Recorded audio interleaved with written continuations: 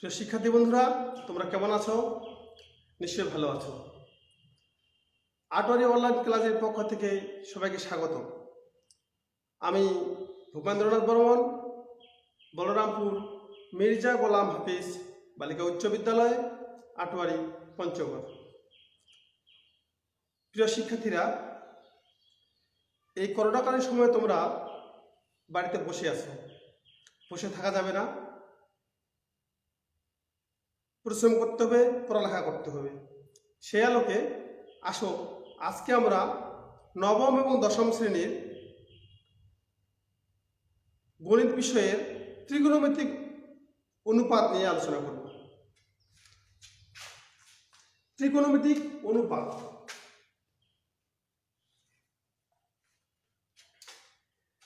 ত্রিকোণমিতিক অনুপাত, ত্রিকোণমিতি কথাটি অর্থ কি? ত্রি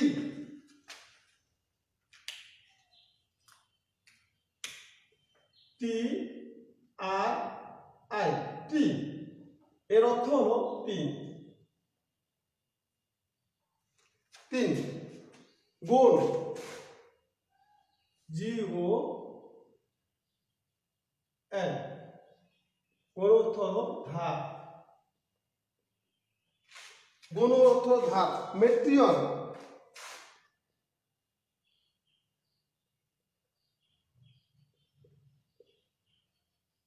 TRION, এর অর্থ হলো পরিমাপ।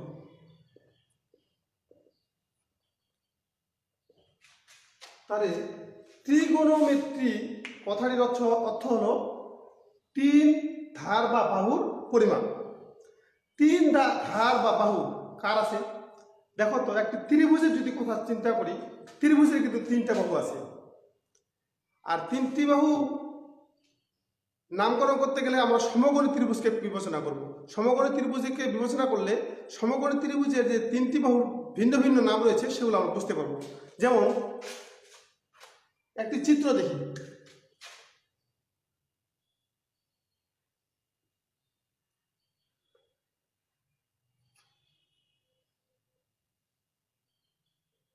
এ বি সি একটি ত্রিভুজ। এটা কোন ত্রিভুজ বন্ধুরা? তোমরা ভাবতেছো এটা সমকোণী ত্রিভুজ। না, সমকোণী ত্রিভুজ অঙ্কন করতে গেলে আগে জানতে হবে সমকোণী ত্রিভুজ কাকে বলে। সমকোণী ত্রিভুজ যে ত্রিভুজের একটি কোণ সমকোণ তাকে সমকোণী ত্রিভুজ বলে। আসলে চিত্রে কি কোনো কোণ সমকোণ দেওয়া আছে? আমার মনে হয় নাই। তাহলে আমরা একটা কোণকে সমকোণ নির্দিষ্ট করে নেব। বি কোণটি হলো সমকোণ। তাহলে এবিসি ত্রিভুজের এবিসি কোণ বা বি কোণ হলো সমকোণ। তাহলে সমকোণের যে বিপরীত পাশে বাহুটি থাকে তার নাম হলো অতিভুজ। মনে রাখতে হবে যে সমকোণের বিপরীত বাহুর নাম হলো অতিভুজ। অতিভুজ, অতিভুজ। সমকোণের ত্রিভুজের বিপরীত বাহুর নাম হলো অতিভুজ। আর দুটি বাহু আছে, একটি হলো এবি, একটি হলো বিসি। আমাদের জানতে হবে যে এবি বাহুর নাম কি, বিসি বাহুর নাম কি। তোমরা হয়তো অনেকে ভাবতেছ যে এবি লম্ব বিসি ভূমি, অনেকেই বলে থাকে যে এবি লম্ব বিসি ভূমি।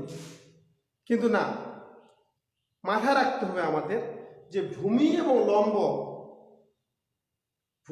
লম্ব করতে গেলে আমাদের সবসময় একটা কথা মাথায় রাখতে হবে যে এর কোনো একটি কোণ, অর্থাৎ এ কোণ অথবা সি কোণ, যে কোনো দুটি একটি কোণের মধ্যে একটি কোণকে আমরা নির্দিষ্ট ধরে নেব, সেটা হলো থিটা। এখন আমরা এখানেও নিতে পারি, এখানেও নিতে পারি। আচ্ছা, যদি আমরা সি কোণটিকে থিটা ধরে নিই তাহলে কিন্তু আমরা বলতে পারবো যে কোনটি ভূমি, কোনটি লম্ব। এবিসি ত্রিভুজের সি কোণ একটি সূক্ষ্মকোণ।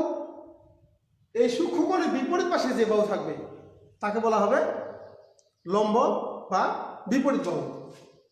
এটিকে বলা হবে বিপরীত বাহু বা লম্ব। লম্ব বা বিপরীত বাহু।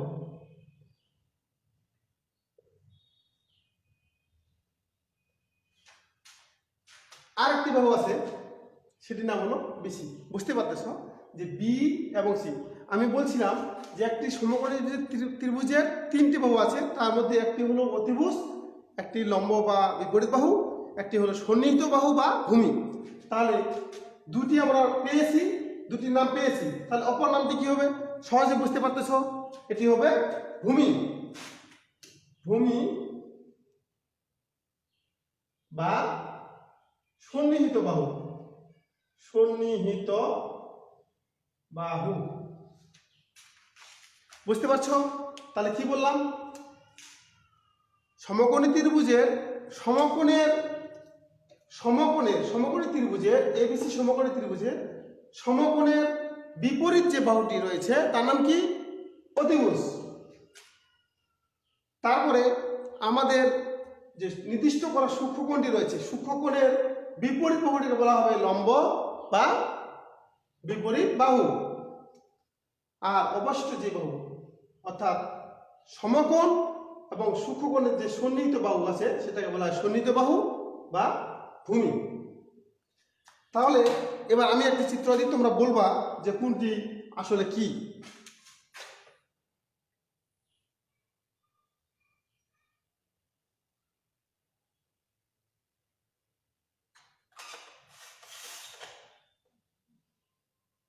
এটা ডি, এটা ই, এটা এফ।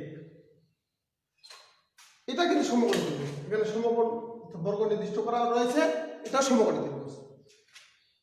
আমি এই বাহুটিকে কি বলবো বলো তোমরা? নিশ্চয় বলতেছ এটা কি? ইয়া হলো অতিভুজ, রাইট। এটি হলো অতিভুজ, এটি অতিভুজ, রাইট। সমকোণী বিপরীত বাহু হলো অতিভুজ। সমস্যা হলো আমি যদি এইখানে থিতা নেই, এটাকে নির্দিষ্ট কোণ ধরে নিলাম, তাহলে আমার লম্ব কোণটি হবে, ভূমি কোণটি হবে। তাহলে আমাদের লম্ব হবে কোনটি? লম্ব বা বিপরীত বাহু হবে এটি হবে লম্ব। আর এই যে ডিএ বাহু আছে সেটির নাম হবে ভূমি। বুঝতে পারছো? অর্থাৎ উল্লম্ব ভাবে থাকলেই যে লম্ব হবে সেটি নয়, সূক্ষ্মকোণের বিপরীত পাশে যে বাহুটি থাকবে তার নাম হলো লম্ব।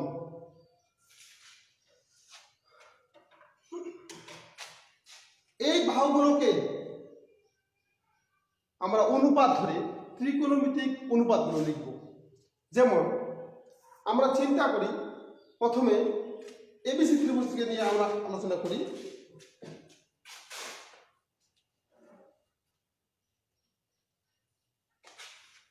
প্রিয় শিক্ষার্থীরা দেখো যে এবিসি ত্রিভুজের আমরা দুটি বাহু নিই, একটি লম্ব, একটি অতিভুজ। কি করব? উপরে নিই লম্ব, নিচে নিই অতিভুজ। অতিভুজ বা বিপরীত বাহু, লম্ব বা অতিভুজ বা বিপরীত বাহু, এইটাকে এই অনুপাতটার নাম হলো সাইন। এটার নাম হলো সাইন, সাইন থিটা। এই অনুপাতের নাম হলো সাইন থিটা। তাহলে সাইন থিটা সমান হলো লম্ব বাই অতিভুজ। তারপরে নিই ভূমি বাই অতিভুজ, উপরে নিই ভূমি। বুঝতে পারছো? উপরে ভূমি, নিচে হলো অতিভুজ। অতিভুজ বা কি? অতিভুজের কোন নাম? অতিভুজ, উপরে হলো ভূমি, ভূমি বা সন্নিহিত বাহু, এটার নাম হলো cos থিটা। এটার নাম হলো cos থিটা। আর একটা নিই উপরে লম্ব,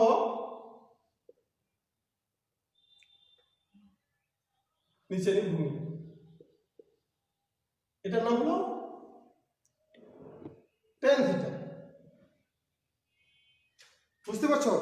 তাহলে ত্রিকোণমিতিক অনুপাত অর্থাৎ আমরা প্রথমে বলছি ত্রিকোণমিতি অর্থাৎ তিন ধারের পরিমাপ। দেখো এখানে অনুপাত যেহেতু বলছে, তো অনুপাত তো ভাগ, আমরা বাহুগুলোকে ভাগ অর্থাৎ ধারগুলোকে যদি আমরা চিন্তা করি যে লম্ব বাই অতিভুজ, এটাকে বলা হলো সাইন। ভূমি বাই অতিভুজ, এটার নাম হলো কস। লম্ব বাই ভূমি, এটার নাম হলো লম্ব বাই ভূমি, এটার নাম হলো ট্যান। এখন এটাকে উল্টা দিই, এটাকে যদি উল্টা দিকে লিখি, উপরে ভূমি নিচে লম্ব, এটার নাম হবে কট, কট থিটা। এটাকে উল্টা দিই, এটাকে উপরে অতিভুজ নিচে ভূমি, এটার নাম হলো সেক, সেক থিটা। তারপরে দেখো এটাকে যদি উপরে উল্টা দিকে লিখি, উপরে অতিভুজ নিচে লম্ব, এটার নাম হলো কসেক থিটা।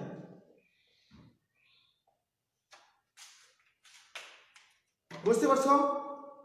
তাহলে দেখো সম্পর্কটা কি, একটা সম্পর্ক দেখা যাচ্ছে সাইনের সাথে, এই সাইনের সাথে সম্পর্ক রয়েছে কসেকে, শুধু উল্টা দিকে, উপরে লম্ব নিচে অতিভুজ, এখানে উপরে অতিভুজ নিচে লম্ব। তারপরে দেখো এই দুটার মধ্যে একটা সম্পর্ক দেখা যাচ্ছে, উপরে ভূমি নিচে অতিভুজ, এখানে উপরে অতিভুজ নিচে ভূমি। তাহলে কসের সাথে সেকের সম্পর্ক দেখা যাচ্ছে, সাইনের সাথে কসেকের সম্পর্ক দেখা যাচ্ছে। তাহলে এখানে লক্ষ্য করো, এই দুইটির মধ্যে লক্ষ্য করো, এখানে একটা সম্পর্ক দেখা যাচ্ছে, লম্ব বাই ভূমি ট্যান থিটা, আর উপরে ভূমি নিচে লম্ব কট থিটা। দেখা যাচ্ছে না? তাহলে এটা একটা সম্পর্ক। বুঝতে পারছো শিক্ষার্থীরা? দেখো তাহলে এগুলোকে বলা হয় ত্রিকোণমিতিক অনুপাত। এই ত্রিকোণমিতিক অনুপাত হলো 6টি, এই sine theta, cos theta, tan theta, cot theta, sec theta এবং কসেক থিটা।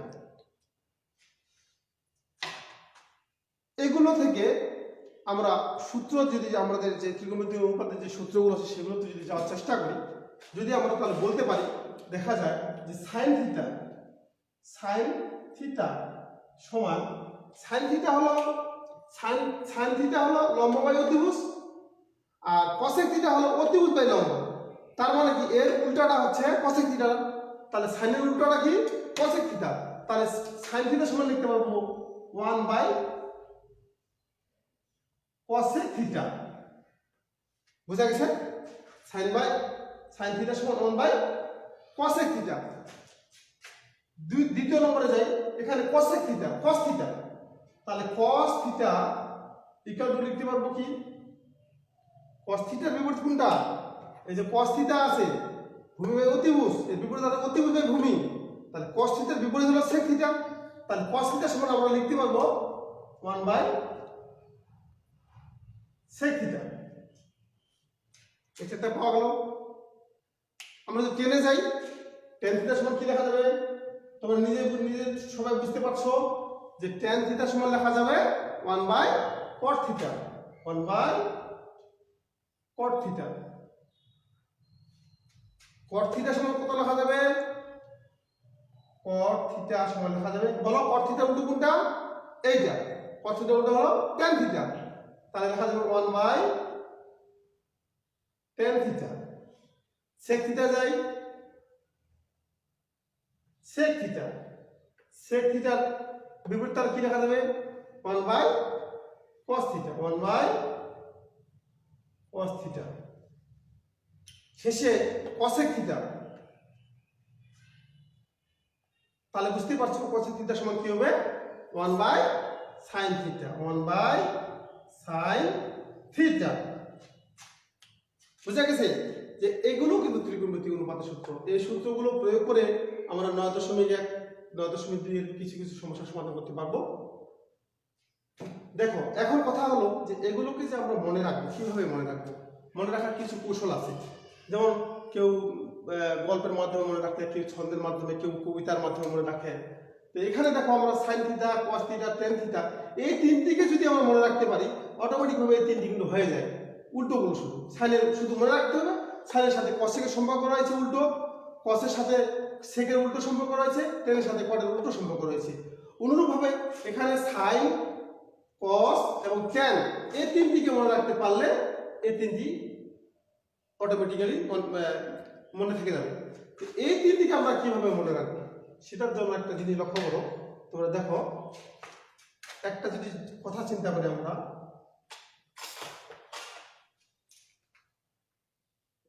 সাগরে লবণ আছে, সাগরে লবণ আছে, আছে না? কবরে ভূত আছে, আছে কি? কবরে ভূত আছে কি? এটা নিয়ে মাথা ঘামানোর কোনো প্রয়োজন নাই, কারণ কবরে ভূত থাকে না।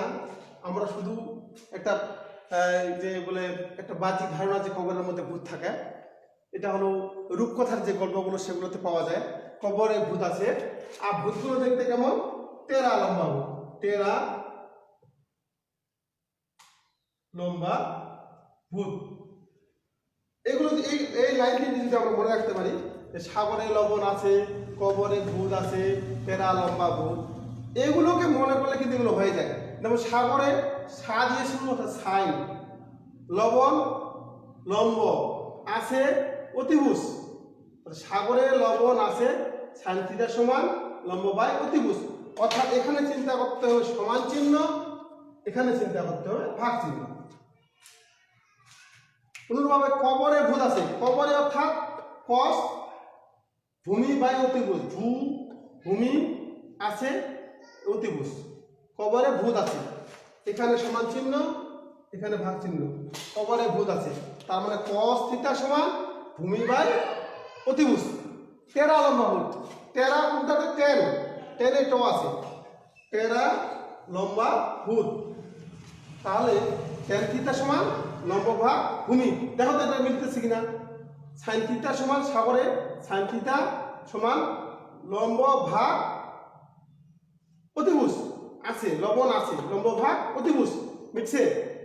কবরে ভূত আছে, কবরে কস ভূমি ভাগ অতিভুজ, টেরা লম্বা ভূত, টেন থিটা লম্ব ভাগ ভূমি। এইটুকু মনে রাখতে পারলে সাগরে লবণ আছে, কবরে ভূত আছে, টেরা লম্বা ভূত, এটা যদি 30 সেকেন্ডের মধ্যে আমার মনে হয় মনে থাকবে। 30 সেকেন্ড পড়লেই এটা যদি মনে থাকে, তাহলে আমরা এই ত্রিকোণমিতিক তিনটি অনুপাত বের করতে পারবো। এই তিনটি অনুপাত বের করতে পারলে এই তিনটি বের করতে পারবো। আর এই ত্রিকোণমিতিক অনুপাতগুলোর সাথে কার সম্পর্ক সেটা জানতে পারলে আমরা ত্রিকোণমিতিক অনুপাতের যে সূত্রগুলো সেগুলোতে যেতে পারবো। এর পরবর্তীতে আমরা পরবর্তী লেকচারে আমরা ত্রিকোণমিতিক অনুপাতের যে সূত্রগুলো সেগুলো আনার চেষ্টা করব। তোমরা এ পর্যন্ত ভালো থাকো, সুস্থ থাকো, ধন্যবাদ সবাইকে।